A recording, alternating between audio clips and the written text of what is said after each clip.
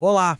Hoje a gente vai fundo numa das perguntas mais essenciais da vida. Como é que a nossa identidade se forma? A gente vai explorar essa conexão, sabe? Entre quem escreve, a nação e nós mesmos.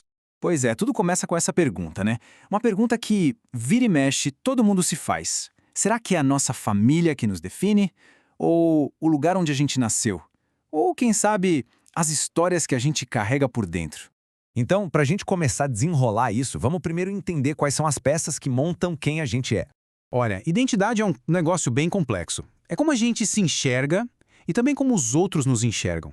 É tipo uma dança, sabe? Que nunca para entre o que a gente sente por dentro e o mundo aqui fora. E de onde vem a matéria-prima para essa identidade toda? Da memória, é claro. Pensa assim, nossas lembranças são como os tijolos. Com eles, a gente constrói a nossa própria casa, o nosso eu, e entende de onde viemos e quem a gente é hoje. E essa frase, nossa, ela resume tudo, né? No fim das contas, a nossa identidade é uma história.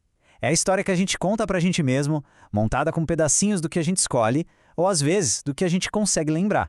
Só que essa ideia de memória não para só na gente, no indivíduo. Ela vai muito além, ela cresce e dá forma a uma coisa bem maior. Pensa comigo. A história de cada um não existe isolada, num vácuo. Não mesmo. Elas estão todas amarradas, sabe? Como se fossem fios de uma tapeçaria gigante. A tapeçaria da nossa comunidade, do nosso país. É isso aí. Do mesmo jeito que a gente tem memória, uma nação também tem. E essa memória coletiva é feita do quê? De histórias que todo mundo compartilha, de narrativas da cultura, das grandes vitórias e também, claro, dos traumas que todo mundo viveu junto. É isso que define a personalidade de um país. E para a gente mergulhar fundo nisso, vamos focar em um lugar bem específico. Uma nação com uma história, nossa, riquíssima e complexa, que é um exemplo perfeito para a gente entender tudo isso. É aí que a figura de quem escrever se torna tipo uma testemunha, a voz da memória. Mas como é que essa voz aparece de fato? Afinal, quem é que tem essa missão de navegar por todas essas lembranças? De dar voz para as experiências que formam não só uma pessoa, mas um país inteiro? É nesse ponto que entra o artista, quem escreve. E no nosso caso aqui, a gente está falando de Júlia Álvares. Ela vira a nossa lente, sabe? É através do olhar dela que a gente consegue enxergar essa conexão tão forte.